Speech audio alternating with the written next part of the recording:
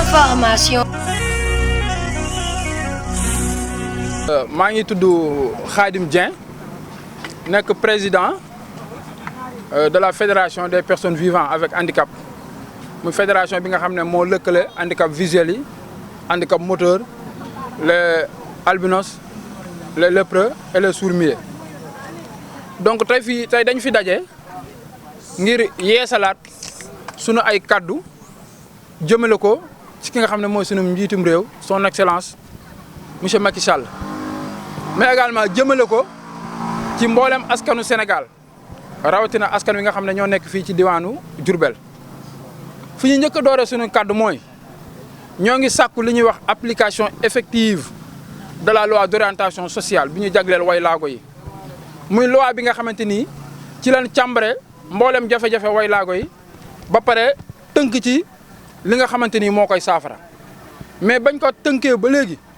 dañoo gis ne appliqué guñ ko benn ministre jëlagul décret d'application à part ministre de la santé te loolu dinañ ci ñëwaat application boobu noonu ndax application bi mooy waral jafe-jafe yi handicapé yi di dund mën a wàññeeku. kon monsieur le président de la république ñu ngi lay xamal ne bis ni ki tey personnes handicapées yi nañoo mus di dund li ñuy wax stigmatisation dañ leen di beddi dañuy dund discrimination wàllum ségrégation xeebaate ak ñàkk a yamoo ñàkk a yamale personnes handicapées yi ñu ngi leen di dàq ci école yi di leen dàq ci université yi te pourtant loi d'orientation sociale bi nee na conditions yi nga xamante ni mooy tax ñuy dàq élève wala étudiant bi loi bi amee condition yooyu noonu personnes handicapées yi génn na leen ci ba ñu seet wecc kon benn handicapé waratuñ koo dàq léegi école wala université te ñu ngi leen di dàq ba léegi. boo demee ci article 5 article 15 nga tëb dem article 19 20 21 et 23 mi ngi wax ci jafe-jafe ak solution les personnes handicapées mais article yooyu yëpp bu décret d'application amul jógee ci ministre bi wala ci ministre yi loolu ça ne sert à rien imagination rek lay doon su boobaa. monsieur le président ñu ngi lay xamal ne la est également bëgg nañ ñu jox bépp waylaago carte égalité de chance bi nga xamante ni yelloo na ko rawatina waylaago yi nga xamante ni déposé nañ au niveau des services sociaux mais puisque services sociaux yi ñoom ñooy confectionner les cartes égalité de chance kon ñu ngi interpeller la direction générale de l'action sociale ñu accélérer processus su délivrance carte égalité de chance ak confection bi. monsieur le président de la république ñu ngi lay interpeller encore ci généralisation des bourses de sécurité familiale ci engagement bi nga xamante ni yow yaa ko jëloon monsieur le président le 30 avril 2014 fële ca King Fahd Place nga waxoon ne désormais bépp personne handicapée boo xamante ni am na carte égalité de chance sera admis d'office sans distinction amul leen lu ñuy remettre en cause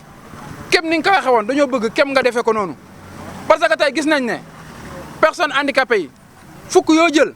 kenn moo ci am bourse familiale. donc kon carte égalité de change ba dafa dem ba nar ñoo transformer en carte inégalité des changes parce que avant carte bi dañoo yemoon mais bi carte bi ñëwee dañoo gis benn inégalité benn déséquilibre ñii dañuy am ñee duñu am te loolu amu fi woon kon ñu ngi leen di ñaan ngeen réparer erreur yooyu noonu jaarale ko ci ñi nga xamante ni ñoo yor bourse de sécurité familiale. monsieur le président de la république ñu ngi lay xamal ba léegi ne ci soutien yi nga xam ne état bi mu ngi ko doon joxe fan yii jëmale ko ci impacté Covid 19 ak néew gu doole gi ñi nga xamante ni crise bi laal na leen ñu ngi lay xamal ne les personnes vivant avec handicap waylaago yi dafa mel ni dañu leen a fàtte ci ndimbal loolu nga xamante ni ñu ngi koy jox néew gi doole gi. li waral loolu mooy li ëpp ci waylaago yi nekkuñu ci li nga xamante ni mooy registre national unique te pourtant waylaago yi li ci ëpp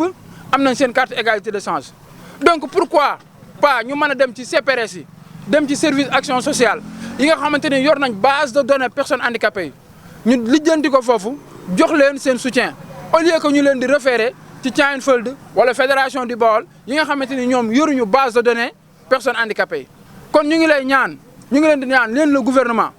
registre national unique bi ngeen jox Tivaouane pour distribution soutien état yooyu jëm ci Covid 19 à hauteur de 80 000. na ngeen xam ne personnes handicapées yi jotuñu ci parce que waa Tivaouane Peulh yi nga xam ne ñoo gagné marché bi nee nañu ñoom liste bi ñu yore état leen ko jox te ñii nekkuñ ci action sociale xamal nañ ñu ne état travail wut ak ñoom ci bourse familiales yi mais dañoo travailler directement ak ñi nga xamante ni mooy Thiane Fëld loolu mënta nekk il faut ngeen travailler avec action sociale ñi nga xam ne ñoo yor base de données personnes handicapées yi ñu mën leen a jox référence yi ngeen enrôler leen ci bourse familiale yi enrôler leen également ci soutien Covid yi. Monsieur le Président de la République ñu ngi lay xamal ne la même ñi nga xamante ni handicapés yi nga xam ne ñu ngi ci registre national unique bi tey jii ñi ci ëpp bien vrai que ñu ngi ci registre bi mais jotuñu seen subvention ci Covid 19 bi donc tardement yooyu noonu ak omission yooyu noonu bëgg nañ ngeen dox ci ay jéego preuve bi mooy firnde li mooy gis ngeen ñii ci sama ginnaaw ngeen xam ne ñoom ñëpp ay handicap visuel lañ ak ñiy toog ci sama wet ba ci le chargé à la communication amul kenn koo xamante ni ci handicap visuel yi kenn koo xamante ni tey jii jot na soutien état bi jëm ci Covid 19 à hauteur de 80 000 au nom de quoi je pense que bu ñuy wax aide sociale wala subvention sociale wala ndimbal gu jëm ci néew ju doole gi les personnes vivant avec handicap ñoo war a occuper les places de devant mais li ñuy déplorer mooy tel n'est pas le cas donc na ngeen réparer erreur yooyu au plus vite possible avant que affaire bi di dégénérer wu ci situation boo xamante ni bëgguñu mu àgg fa. donc ci biir loolu également ñu ngi interpellé waat madame le ministre de la santé de l'action sociale Marie Khemesse Ngom que fii ci Diourbel personnes handicapées yi nga xamante ni am nañ seen carte égalité de change mënuñoo faju ci décret d'application bi nga xamante ni génnoon na ay jamono jëm ci seen prise en charge médicale tout simplement parce que fukki handicapés yoo jël kenn lañ ci enrôlé ci mutuelle de santé yi te enrôlement boobu ñu leen enrôlé ci mutuelle de santé yi fi may waxee ak yow nii depuis janvier 2022 ba léegi benn personne handicapée mënut a faju ci mutuelle de santé yi parce que mutuelle boo dem ñu dàq la ne la duñ leen jël parce que état bi daf ñoo war a jox xaalis daf leen war a fayal te état bi fayul leen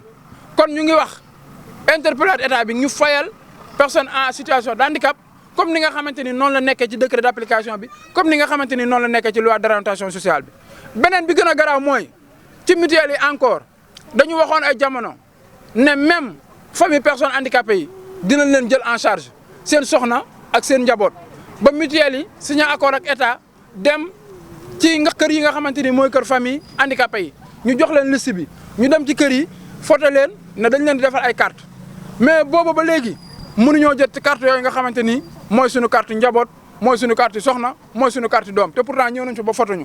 mais li ñuy teg suñu loxo chaque jour mooy état validé gul loolu mais li ñu si gën a yéem gën ñu ci jaaxal fii ci diwaanu Diourbel daf ci am mutuelle boo xamante ni tey jël na en charge famille personne handicapée muy mutuelle de Ndayane am nañ information bi donc ci même circonscription même commune même département nan la benn mutuelle mën a jëlee en charge famille yeneen mutuelle bañ a jël en charge bi ñu amee information bi on a essayé de rejoindre le coordonnateur départemental des mutuelles ñu koy wax Modou Diop mais boobu ba léegi li ñu ko woo bëri na saa bu ñu ko wooyee mu dëgg ñu defal ñu promesse mais du respecter promesse am ñu koy mitulu lool pare woon nañ pour rejoindre pour toog ak moom benn mercredi bi ñu ko wooyee mercredi boobu mu ne mënuñoo recevoir mais nañ ko may fii ak vendredi ñu toog xaar ko fii ak vendredi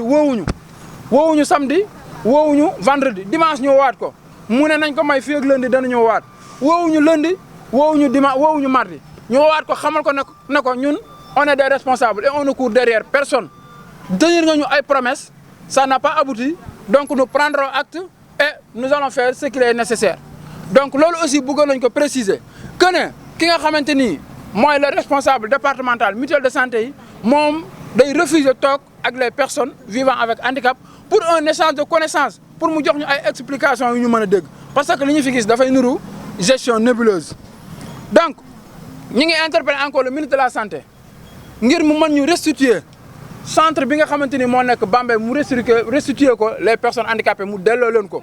parce que centre bi Sénégal yi yëpp a ko moom handicapé yëpp a ko moom mais dañu gis ne benn handicapé amu fa accès tey jii boo demee ci centre ba doo fa fekk benn handicapé ña ngi fay fekk du ñu ay handicapé ay liggéeykat lañ ak ñu kenn xamul ñu leen fay loger ak di leen fa jox ñu fay liggéey te pourtant personnes handicapées yi soxla nañ ko